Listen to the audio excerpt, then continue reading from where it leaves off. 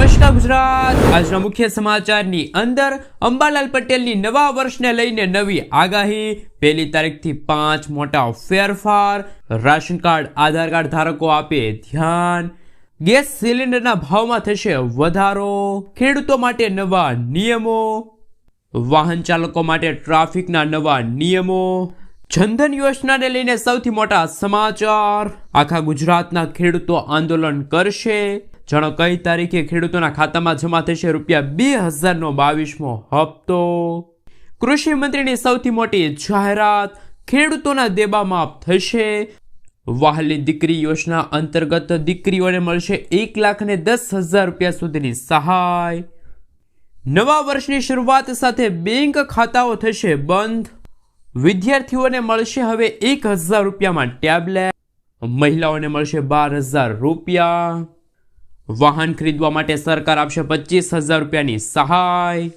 કેન્દ્ર સરકારની સૌથી મોટી જાહેરાત, હવે ઘરે ઘરે લાગશે સોલાર પેનલ, ખેડૂતોને મળશે હવે મફત વીજળી, નવા વર્ષની શરૂઆત સાથે સિંગ તેલના ભાવમાં થશે વધારો, અને આજના સૌથી મોટા ખેડૂત ઉપયોગી સમાચાર જાણીશું આજના આ વિડીયોની અંદર। મિત્રો, દરેક સમાચાર દરેક માહિતી જણાવીએ એ પહેલા ગુજરાતના જે પણ મિત્રો ચેનલ ઉપર જો પહેલી વાર આવ્યા હોય તો મિત્રો ખાસ કરીને વિડીયોને એક લાઇક કરી ચેનલને સબસ્ક્રાઇબ કરવાનું ભૂલતા નહીં, સાથે આજનો આ વિડીયો છે જેને અંત સુધી જોતા રહેજો। સૌથી પહેલા મિત્રો અત્યારના તાજા અને નવા હવામાન સમાચાર ઉપર નજર કરીએ તો ગુજરાતના જાણીતા હવામાન નિષ્ણાત અંબાલાલ પટેલે રાજ્યના વાતાવરણને લઈને મોટી આગાહી કરી છે। અંબાલાલ પટેલના જણાવ્યા મુજબ નવા વર્ષની શરૂઆત કમોસમી વરસાદ સાથે થઈ શકે છે। જાન્યુઆરીથી લઈને એપ્રિલ મહિના સુધી ગુજરાત રાજ્યના વિવિધ ભાગોમાં માવઠું થવાની શક્યતા છે। આ ઉપરાંત જાન્યુઆરીમાં હાડ થીજાવતી ઠંડી પડવાની પણ શક્યતા છે। જોકે ઉત્તરાયણ પર પવન સારો રહેવાના કારણે પતંગ રસિયાઓ માટે ખુશીના સમાચાર છે। ગુજરાતમાં શિયાળો જામી રહ્યો છે ત્યારે હવામાનમાં ફરી એકવાર પલટો આવવાની શક્યતા છે। અંબાલાલ પટેલના જણાવ્યા અનુસાર ડિસેમ્બરના અંત અને નવા વર્ષની શરૂઆતમાં હવામાન બગડી શકે છે।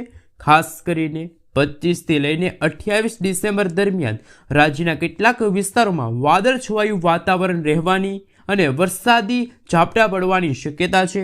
આ સમયગાળા દરમિયાન ઉત્તર ભારતમાં હિમવર્ષા થવાની સંભાવના છે, જેની અસર ગુજરાતના વાતાવરણ ઉપર જોવા મળશે। મિત્રો, ત્યાં પછીના સમાચાર ઉપર નજર કરીએ તો નવા વર્ષની શરૂઆત સાથે નવા નિયમો લાગુ થશે। 1 જાન્યુઆરી 2026થી દેશભરમાં ઘણા નવા નિયમો લાગુ કરવામાં આવશે, જેની સીધી અસર તમારા ખિસ્સા અને રોજિંદા જીવન પર પડશે, જેમાં બેન્કિંગ, કર, ડિજિટલ ચૂકવણી, રાશન કાર્ડ, સોશિયલ મીડિયાથી લઈને ખેડૂતો સુધી દરેક ક્ષેત્રમાં પરિવર્તન જોવા મળશે।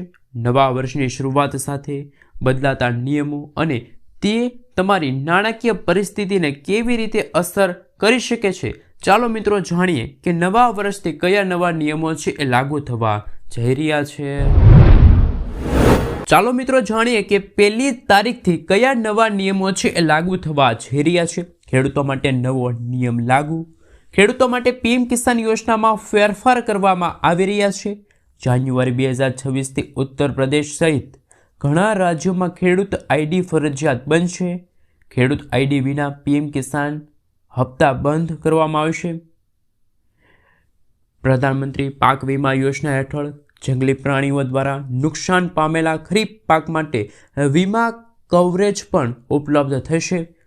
નુકસાનની જાણ હવે 72 કલાકની અંદર કરવી પડશે। મિત્રો, ત્યાં પછીના સમાચાર ઉપર નજર કરીએ તો જાણો કઈ તારીખે ખેડૂતોના ખાતામાં જમા થશે ₹2000નો 22મો હપ્તો। દેશના કરોડો ખેડૂતોની આવક વધારવા માટે કેન્દ્ર સરકાર દ્વારા પ્રધાનમંત્રી કિસાન સન્માન નિધિ યોજના ચલાવવામાં આવી રહી છે। આ યોજના હેઠળ પાત્ર ધરાવતા ખેડૂતોને દર વર્ષે ₹6000ની આર્થિક સહાય આપવામાં આવે છે। આ રકમ ડીબીટી દ્વારા સીધા ખેડૂતોના બેંક ખાતામાં જમા થાય છે। અત્યાર સુધી આ યોજના હેઠળ 21 હપ્તા છે ખેડૂતોને મળી ચૂક્યા છે, પરંતુ મીડિયામાં ફરતા અહેવાલ અનુસાર પીએમ કિસાન યોજનાનો 22મો હપ્તો છે ફેબ્રુઆરી 2026માં જારી થવાની શક્યતા છે. જોકે સરકાર તરફથી હજુ સુધી કોઈ ઓફિશિયલી તારીખ જાહેર કરવામાં નથી આવી. તેથી ખેડૂતોને સલાહ આપવામાં આવે છે કે તેઓ પોતાની પાત્રતા, KYC અને જમીન અથવા તો બેંક સંબંધિત માહિતી છે એ સમયસર પૂર્ણ કરી લે. મિત્રો, ત્યાં પછીના સમાચાર ઉપર નજર કરીએ તો ગુજરાત સરકારની નમોશ્રી યોજના સગર્ભા મહિલાઓ અને બાળકોના સ્વાસ્થ્ય માટે છે. આ યોજના હેઠળ ગર્ભવતી મહિલાઓને કુલ 12,000 રૂપિયાની આર્થિક સહાય મળે છે. આ લાભ BPL અને આર્થિક રીતે નબળા વર્ગની મહિલાઓને પ્રથમ 2 સંતાન સુધી મળે છે. સહાયની રકમ ગર્ભ સંસ્કાર, પોષણ અને પ્રસ્તુતિ બાદ રસીકરણ જેવા વિવિધ તબક્કે સીધી બેંક ખાતામાં જમા થાય છે. યોજનાનો મુખ્ય હેતુ માતા મૃત્યુદર ઘટાડવો અને પોષણ સ્તર સુધારવાનો છે. તો કે મિત્રો, હવે મહિલાઓને મળશે 12,000 રૂપિયા સુધીની આર્થિક સહાય. મિત્રો, ત્યાં પછીના સમાચાર ઉપર નજર કરીએ તો આખા ગુજરાતના ખેડૂતો આંદોલન કરશે. કિસાન સંઘે સરકાર સામે બાયો ચડાવી છે અને આખા ગુજરાતના ખેડૂતો આગામી સમયમાં મેદાને ઉતરશે. 12મી જાન્યુઆરીએ તમામ ખેડૂતો એકઠા થશે, જેઓ તેમની અનેક માંગણીઓને લઈને ખેડૂતો ગાંધીનગરમાં એકઠા થશે અને સરકારને રજૂઆત કરશે. શું મિત્રો, ગુજરાતના ખેડૂતોની પાક ધિરાણ લોન છે માફ થવી જોઈએ કે ના થવી જોઈએ? ખાસ નીચે કોમેન્ટ બોક્સમાં જરૂરથી જણાવી આપજો.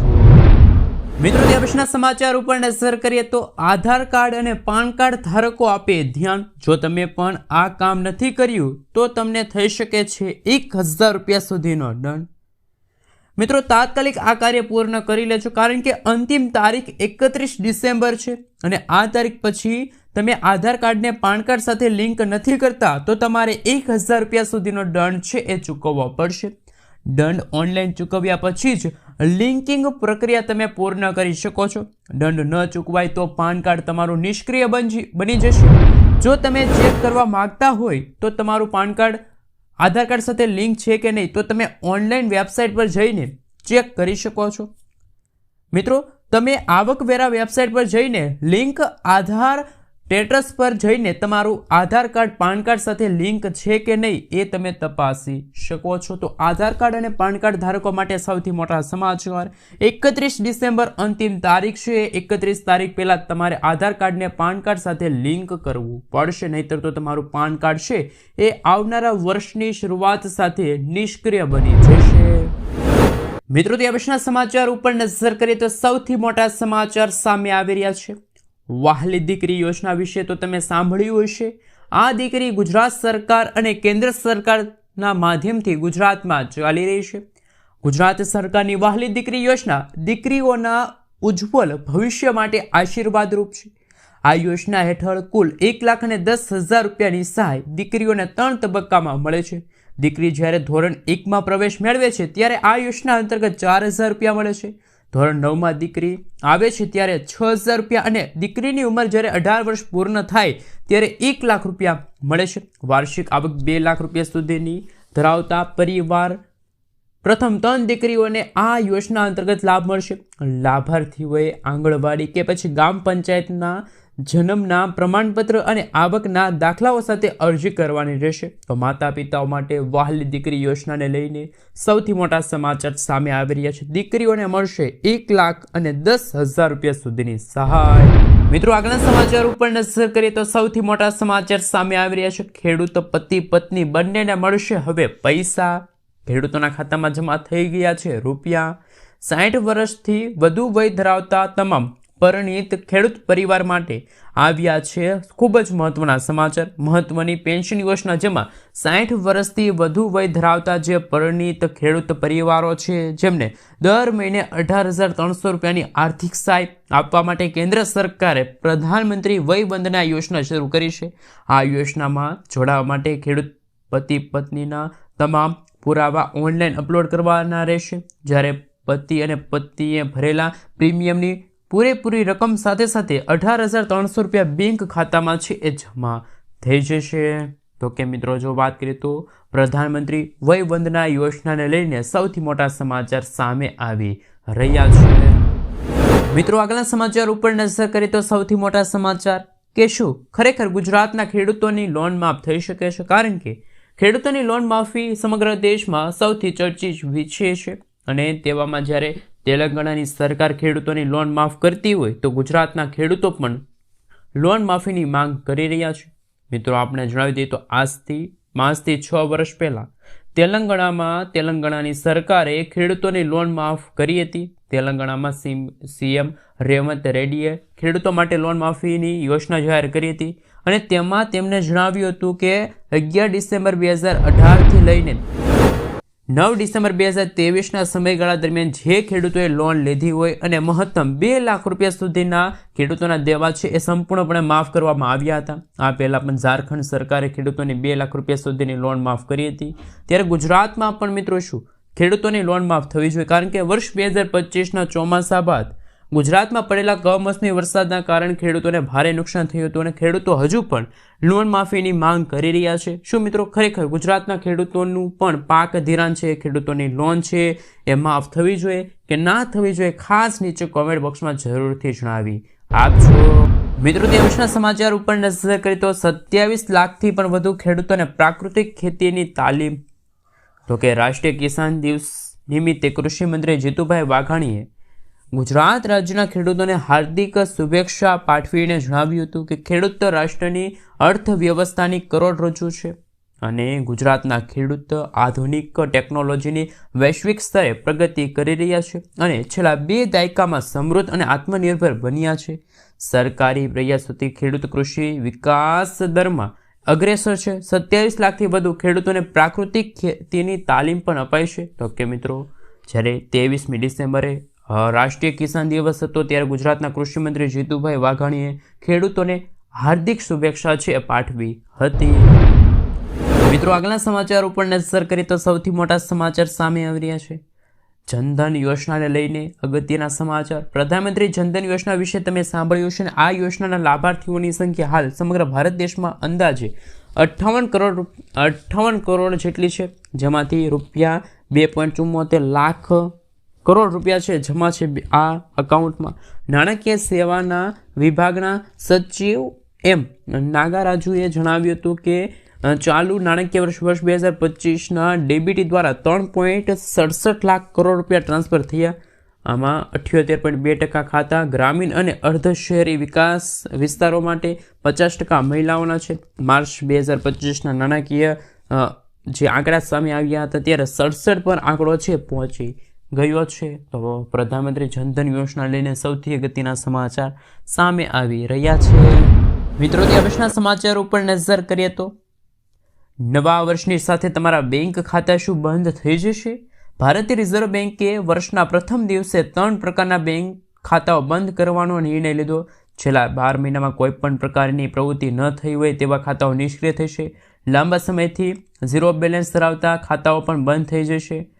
ડોરમેટ અકાઉન્ટ આ એક એવું અકાઉન્ટ છે જેમાં 2 વર્ષ કે તેથી વધુ સમયથી કોઈ વ્યવહાર ન થયો હોય તેવા ખાતાઓ પણ આવનારા વર્ષ 2026ની શરૂઆત સાથે બેંક ખાતા બંધ થઈ જશે. તો બેંક ખાતા ધારકો માટે આ સૌથી મોટા સમાચાર સામે આવી રહ્યા છે. શું મિત્રો તમારું પણ બેંક ખાતું બંધ થવા જઈ રહ્યું નથી ને? ખાસ કે મિત્રો તમે બેંકમાં જઈને બેંક ખાતા સાથે આધાર કાર્ડ છે લિંક કરાવી દેજો અથવા તો કોઈ નાની એવી રકમની લેવડ દેવડ કરી લેજો જેના કારણે તમારું ખાતું છે એ સક્રિય રહે, નિષ્ક્રિય ન થાય. મિત્રો દેશના સમાચાર ઉપર નજર કરીએ તો પરેશભાઈ ગોસ્વામી શું કહી રહ્યા છે? ચોમાસાની વિદાય બાદ હવે શિયાળો ભૂક્કા કાઢશે કે કેમ નહીં? કારણ કે આ ડિસેમ્બરના અંતમાં ખેડૂતો ફરી એકવાર ડરી જશે તેવી આગાહી પરેશભાઈ કરી છે. અત્યાર સુધીમાં જે વેસ્ટર્ન ડિસ્ટર્બન્સો યથાર્થ પશ્ચિમી વિક્ષેપ પસાર થતા તે ખૂબ નબળા હતા. જોકે ડિસેમ્બરના અંતમાં એટલે કે 28, 29, 30 અને 31 ડિસેમ્બરના સમયગાળા દરમિયાન એક શક્તિશાળી વેસ્ટર્ન ડિસ્ટર્બન્સ પસાર થવાનું, જેની સ્ટોફ રેખા અરબ સાગર સુધી લંબાઈ શકે. આ પશ્ચિમી વિક્ષેપના વાદળોનું લેયર ગુજરાત સુધી કદાચ પહોંચે, જેના પરિણામે ગુજરાતમાં આવનારા આ મહિનાના છેલ્લા 4 દિવસ સુધી વાતાવરણમાં ફેરફાર આવશે. ડિસેમ્બર મહિનામાં છેલ્લા 4 દિવસ દરમિયાન ગુજરાતના અનેક ભાગોમાં વાદળિયું વાતાવરણ તો કદાચ કોઈક ભાગોમાં કમોસમી વરસાદ અને માવઠું પણ ભૂકા બોલાવી શકે છે. મિત્રો દેશના સમાચાર ઉપર નજર કરીએ તો ખેડૂતો માટે આ સરકારની યોજના તમે જાણી લેજો. દર વર્ષે 23 ડિસેમ્બરના રોજ રાષ્ટ્રીય કિસાન દિવસ તરીકે ઉજવવામાં આવશે. તેનો હેતુ દેશની આર્થિક વ્યવસ્થામાં ખેડૂતોને મોટાભાગે યોગદાન આપવાનો છે. ભારતમાં 5મા પ્રધાનમંત્રી ચૌધરી ચરણસિંહની જયંતિને યાદ કરવાનો છે. કિસાન દિવસ એ વર્ષ 2025નો મુખ્ય વિષય વિકસિત ભારત 2047 ભારતીય કૃષિને વૈશ્વિક બનાવવા માટે ભૂમિકા ભજવે છે. કિસાન દિવસના અવસરે ખેડૂતોને કલ્યાણ માટે સરકાર તરફથી ચાલતી સરકારી યોજનાઓ વિશે જણાવીએ તો પ્રધાનમંત્રી કિસાન સન્માન નિધિ એ ખેડૂતોને દર વર્ષે 6,000 રૂપિયાની આર્થિક સહાય પૂરી પાડે છે, જેમાં ખેડૂતોના ખાતામાં દર 4 મહિનાના અંતરાળે 2,000